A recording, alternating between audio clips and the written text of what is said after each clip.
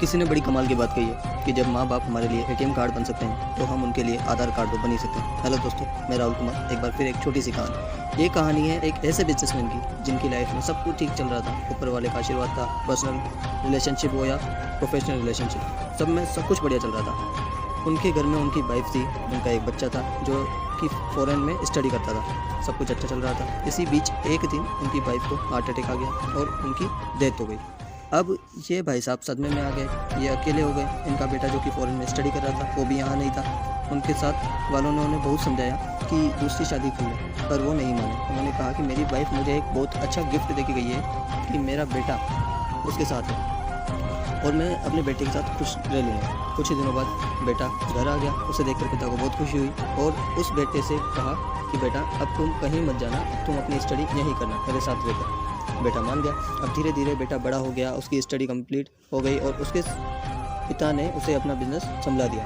अब एक दिन पिता ने बेटे से कहा कि बेटा अब तुम बड़े हो गए हो, तुमने बिजनेस भी संभाल लिया है, अब मैं तुम्हारी शादी करना चाहता हूँ जिससे घर में बहू आ जाए और तुम्हारी लाइफ भी सेट हो जाए। कुछ महीनों में उसकी शादी हो गई। अब घर में एक बहू भी आ गई। अब लगभग 1 साल बाद, कुछ टाइम बाद, एक दिन वो बिजनेसमैन अपने घर पर आया लंच करने के लिए। उसने अपनी बहू से कहा, रिक्वेस्ट करी कि बेटा आज खाने के साथ दही रख देना।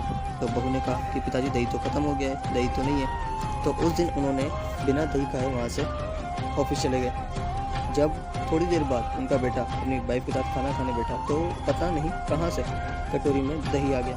तब बेटे ने कुछ नहीं कहा, चुपचाप खाना खाया और वो भी ऑफिस के लिए निकल गया। एक दिन बेटे का कॉल अपने पिता के पास आता है और पिता बोलता है कि पिताजी आप जल्दी से ऑफिस से घर आ जाइए, मैं आपको कोर्ट लेके चलना चाहता हूँ, मैं आपकी दूसरी शादी कराना चाहता हूँ।